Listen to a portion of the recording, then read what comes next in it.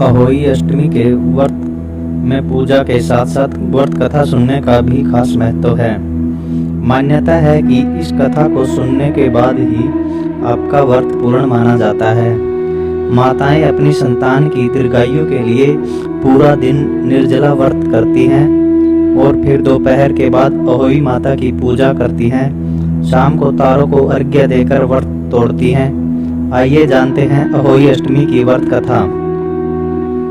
एक साहूकार था जिसके 7 बेटे और 7 बहुएं थी।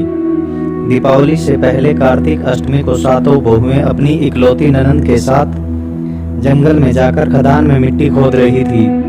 वहां शाहू की मान थी।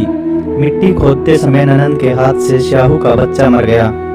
इससे शाहू माता बहुत नाराज हो गई और बोली, मैं तुझे श्राप देती हूँ। जैसे तूने मेरे बेटे को मार कर मुझे संतान सुख से वंचित किया है, उसी प्रकार तेरे भी कोई संतान नहीं रहेगी।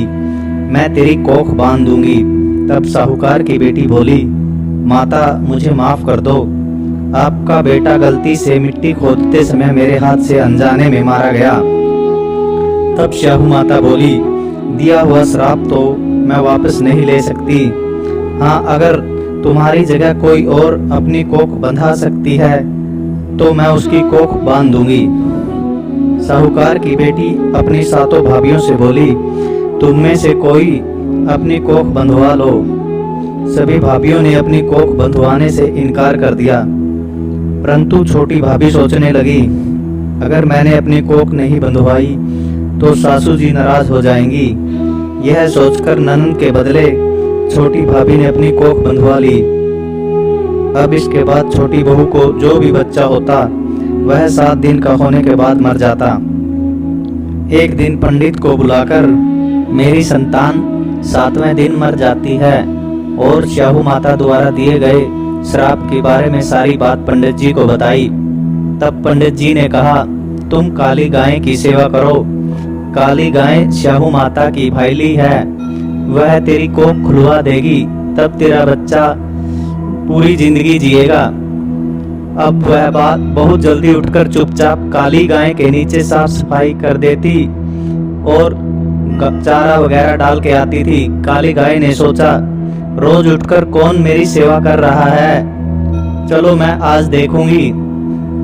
गौ माता खूब सवेरे उठी और देखती है कि साहूकार के बेटे की बहू उसके नीचे साफ सफाई कर रही है। गौ माता उससे बोली, मैं तेरी सेवा से प्रसन्न हूँ, तू बता क्या मांगती है। तब साहूकार की बहू बोली, शाहू माता तुम्हारी भाईली है और उसने मेरी कोख बांध रखी है, सो मेरी कोख खुलवा दो। गौ माता ने कहा, अच्छा ठीक है। अब तो गौ माता समुद्र पार कर साहूकार की बहू को अपनी भाईली के पास लेकर चल पड़ी।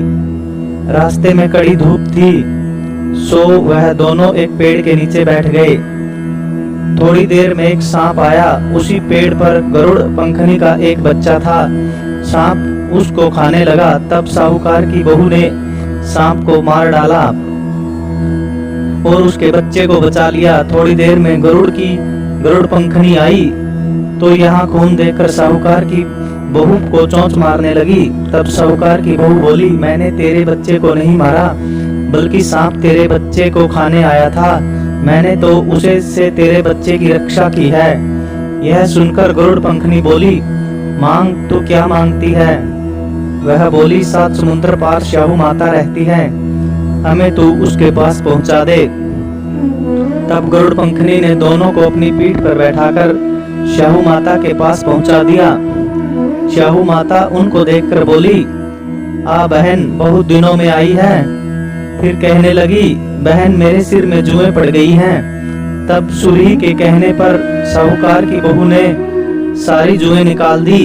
इस पर शाहू माता प्रसन्न होकर बोली, तूने मेरे सिर में बहुत सारी जुएं पड़ी हुई निकाली हैं, इसलिए तेरे 7 बेटे और 7 बहुएं होंगी।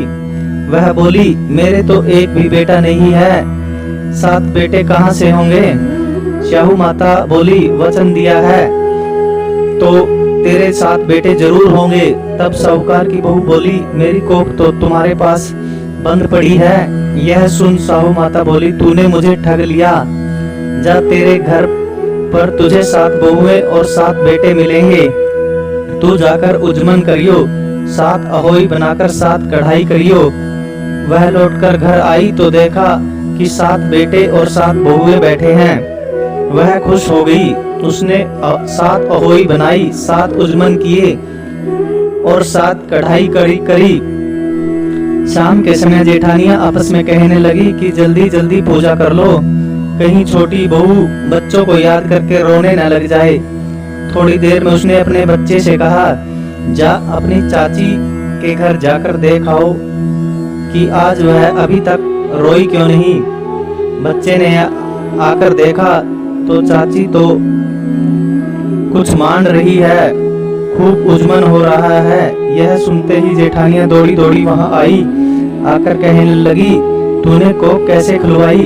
वह बोली, तुमने तो कोक बंधवाई नहीं, सो मैंने कोक बंधवा ली थी। अब शाहू माता की कृपा से मेरी कोक खुल गई है। हे शाहू माता, जिस प्रकार उस शाहूकार की बेटी की कोक खोली, उसी प्रकार मेरी भी कोक खोलना। एक कटोरी में गेहूं के दाने या फिर हल्दी चावल लेकर कहानी सुने। बोलो शाहू माता की जय।